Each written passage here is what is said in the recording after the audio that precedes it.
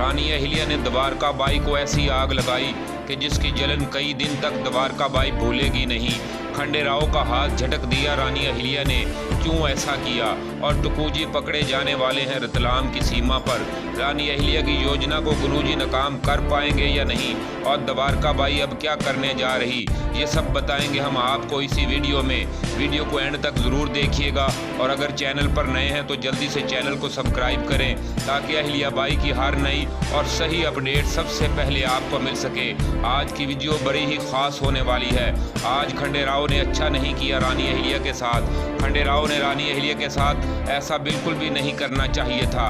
रानी अहिल्या के हर काम को ही गलत कह दिया। आज फिर रानी अहिल्या को रुला दिया खंडेराव ने। रानी अहिल्या से कहने लगे कि तुम्हारे तरीके गलत होते हैं और हमेशा गलत होते हैं, और फिर गुस्से से कहने लगे कि चाहे रतलाम वाला मामला हो या मालेराव के ज्ञान कक्ष वाला, तुम्हारा हर काम ही गलत होता है। इतनी कड़वाहट है खंडेराव के दिल में रानी अहिल्या के लिए, ये आज पता चला। खंडेराव तो बड़े दावे करते थे प्रेम के रानी अहिल्या से, पर आज वो प्रेम बिल्कुल भी नजर नहीं आया।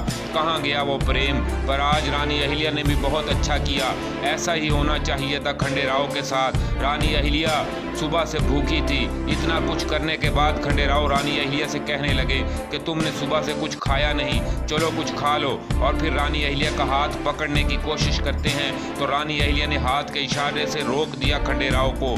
बहुत ही अच्छा किया।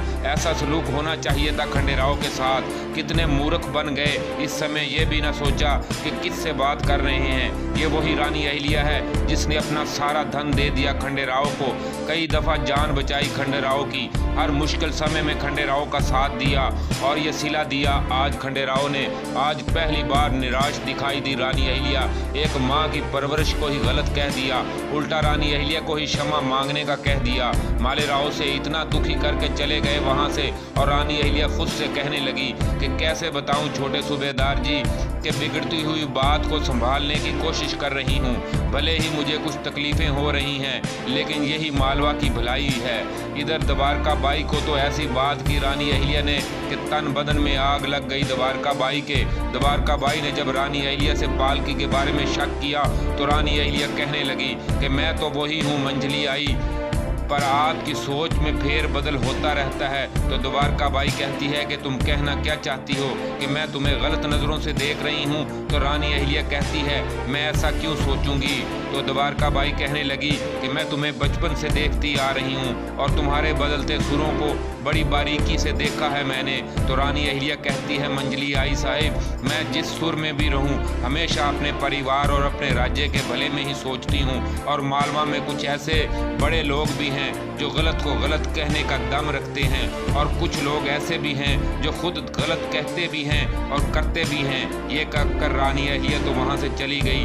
द्वारका बाई को वो आग लगाई कि इस बात ने कि उसकी जलन कई दिन तक द्वारका बाई महसूस करती रहेगी, और द्वारका बाई ने सारा गुस्सा रकमा बाई पर निकाल दिया। और फिर द्वारका बाई सीधे जाती है गुरुजी के पास। हमने आपको पहले ही बता दिया था कि पालकी को लेकर द्वारका बाई गुरुजी को बताएगी, तो द्वारका ने ऐसा ही किया और गुरुजी को बताया कि पालकी के पीछे ज़रूर रानी अहिल्या का गहरा राज छुपा है। तो गुरुजी कहते हैं अहिल्या जो मर्जी करे, रतलाम में जलबंधक तो ज़रूर बनेगा और बहुत सा धन भी। तो द्वारका बाई बड़े तंज भरे लहजे में गुरुजी से कहती है मुझे तो मालवा की गद्दी पर तुम्हारे आने की कोई उम्मीद नज़र नहीं आ रही।